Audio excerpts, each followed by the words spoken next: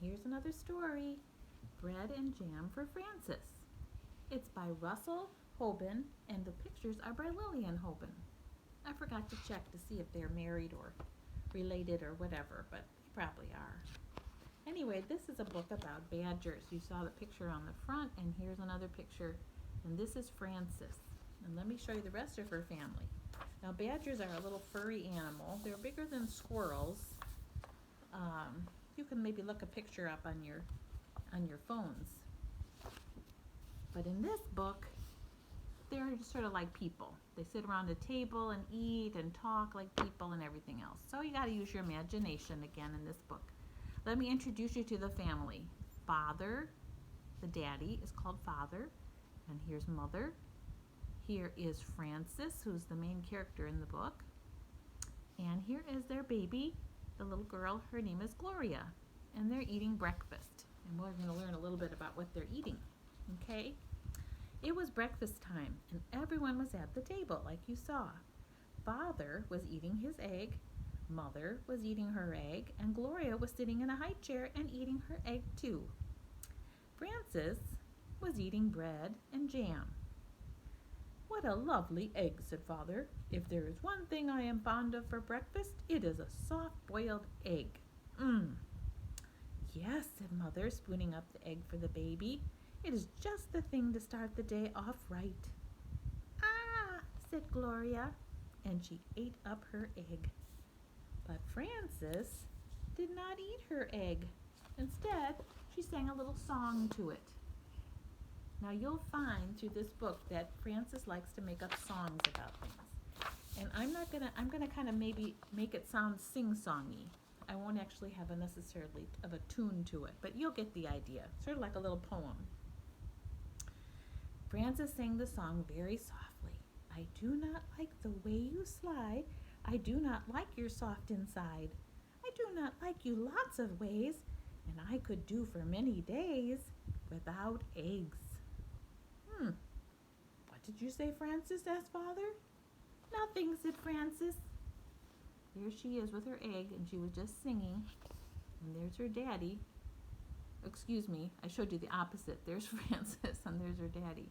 When I'm looking upside down, sometimes I get mixed up. And Frances continued to spread jam on another slice of bread as she said to her dad. I didn't say anything or nothing. Well, why do you keep eating bread and jam, asked Father, when you have a lovely soft-boiled egg? One of the reasons I like bread and jam, said Francis, is it does not slide off your spoon in a funny way. Did you ever have an egg that was not hard-boiled and not medium-boiled but runny still? I think that's what she's talking about. Well, of course, said Father, not everyone is fond of soft-boiled eggs for breakfast, but there are other kinds of eggs. There are sunny-side-up eggs and sunny-side-down eggs. Yes, said Francis, but sunny-side-up eggs lie on the plate and look up at you in a funny way.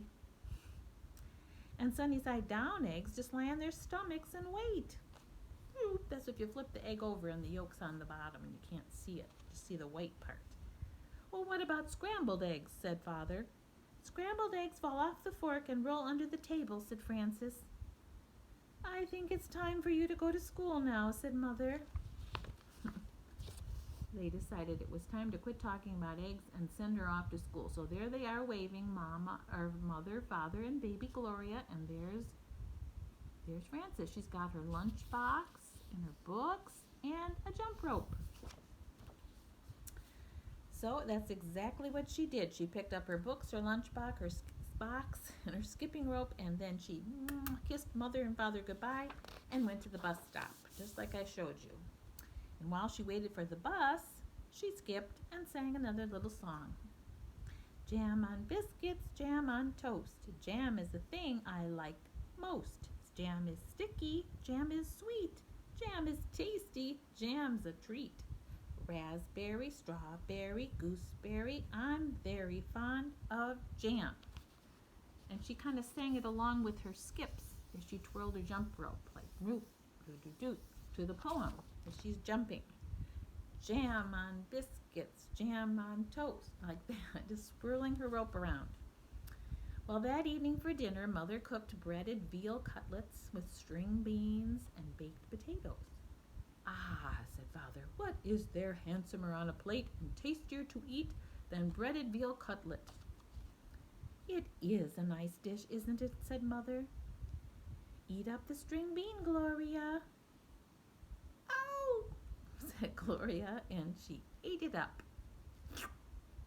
She had already eaten her dinner of strained beef and sweet potatoes, like little soft baby food. But she liked to practice with the string bean whenever she could. So we just saw that, I think, of Francis jumping, and now we see the family eating their dinner.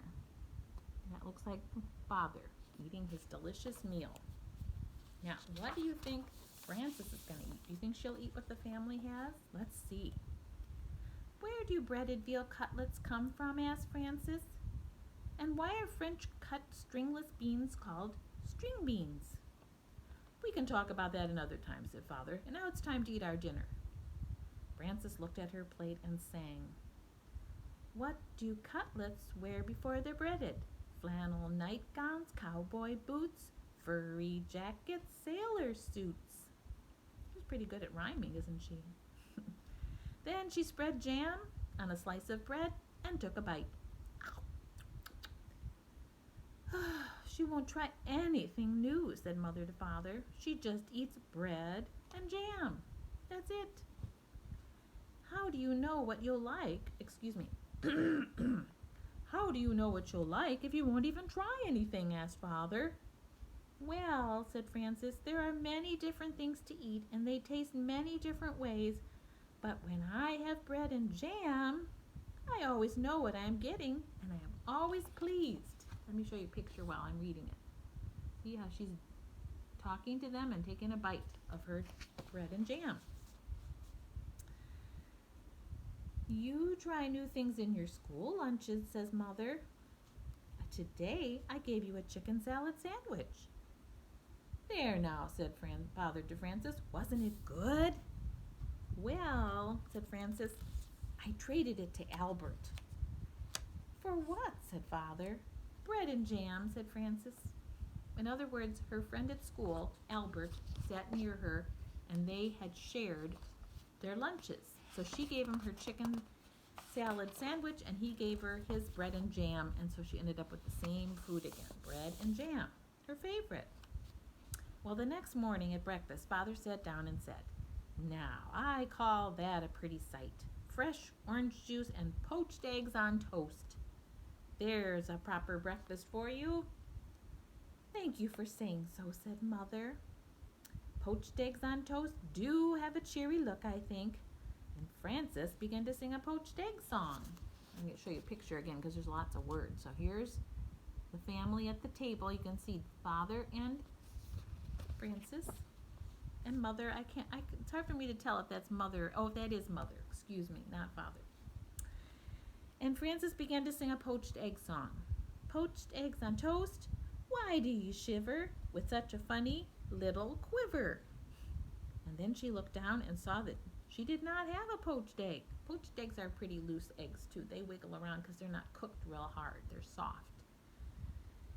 And so she said to her mommy when she noticed there was no poached eggs, she said, I have no poached eggs, said Francis. I have nothing but orange juice. I know, said Mother. Why is that? Said Francis.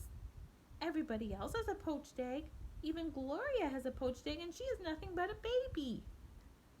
But you do not like eggs, said Mother, and that is why I did not poach one for you. Have some bread and jam if you are hungry. So Francis ate her bread and jam and went to school. That's that same picture again. They're talking. Mother and Francis. When the bell rang for lunch, Francis sat down next to her friend Albert again. Hey, what do you have today? Said Francis. I have a cream cheese, cucumber, and tomato sandwich on rye bread, said Albert, and a pickle to go with it, and a hard-boiled egg and a little cardboard shaker of salt to go with that, and a thermos bottle of milk, and a bunch of grapes and a tangerine, and a cup of custard, that's like pudding, and a spoon to eat it with. Wow, he has quite quite a lunch, doesn't he? What do you have? And there's Albert. His thermos and all his goodies that he was talking about sitting in his school desk. And now he's asking Frances to look at her lunch and see what she has. So what is she going to say? Frances opened her lunch and she says, bread and jam and milk. You're lucky, said Albert. That's just what you like, so you don't have to trade now, because you like what you got. That's right, said Frances. And I had bread and jam for dinner last night, and I had bread and jam for breakfast this morning. You certainly are lucky, said Albert. Yes, said Frances. I'm a very lucky girl, I guess. But I'll trade if you want to. That's all right, said Albert. I like cream cheese with cucumbers and tomatoes on rye. And Albert took 2 napkins from his lunchbox.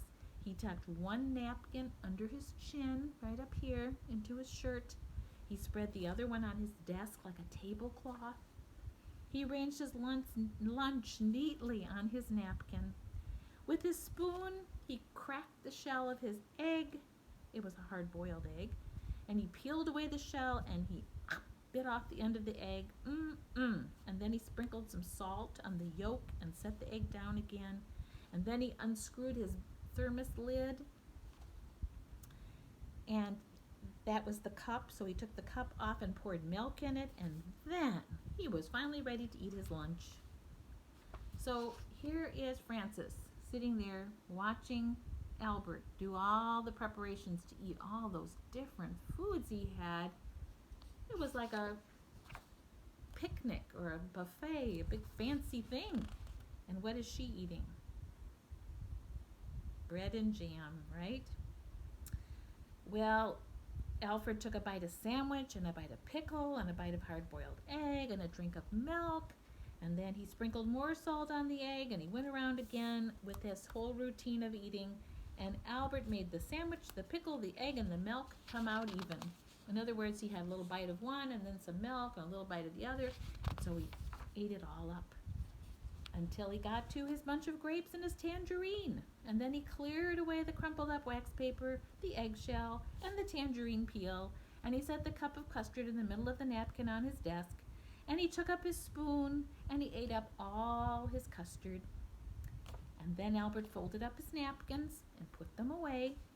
He put away his cardboard salt shaker and his spoon. He screwed the cup back on top of the thermos bottle. He shut his lunchbox, put it back inside his desk, and sighed.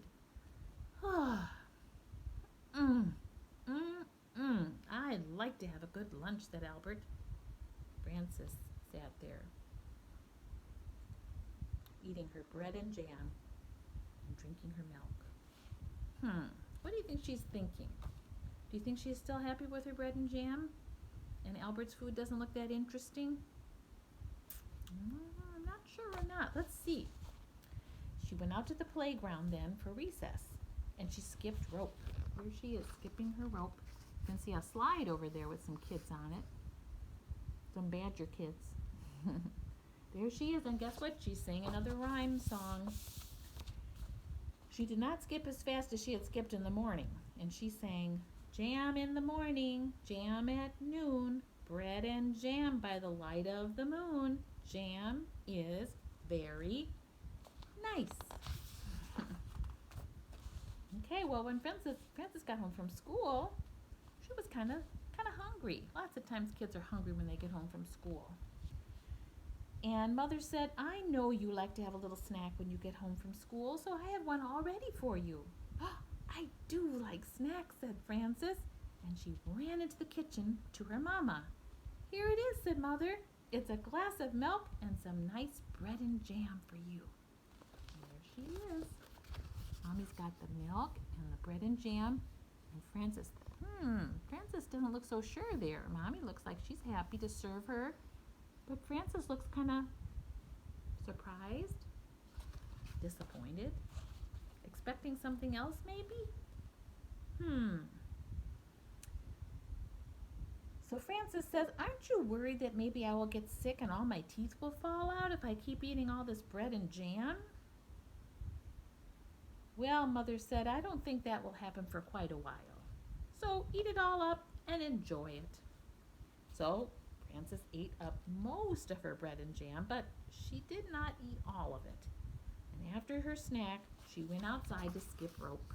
So here she is. She ate some of it, but she didn't finish it. She went outside to jump rope. Let's see, what's she going to say this time with her little rhyming song? Frances skipped a little more slowly than she had skipped at noon. She keeps going a little slower each time. And this time she sang, jam for snacks and jam for meals. I know how a jam jar feels, full of jam. Do you think she was feeling full of jam? That's what she was saying. I know how a jam jar feels. I'm full of jam. There she is. Well, that evening for dinner, Mother cooked spaghetti and meatballs with a tomato sauce. I am glad to see there will be enough for second helping, said Father, because spaghetti and meatballs is one of my favorite dishes. And there's Father chowing down on his spaghetti and meatballs, and it looks like he's got some bread and some cheese maybe to grind over the top of it, shredded or grated cheese, I mean. So everybody's sitting down to eat, and then Mother says, spaghetti and meatballs is a favorite with everybody, said Mother. Try a little spaghetti, Gloria. Said Gloria, and she tried the spaghetti.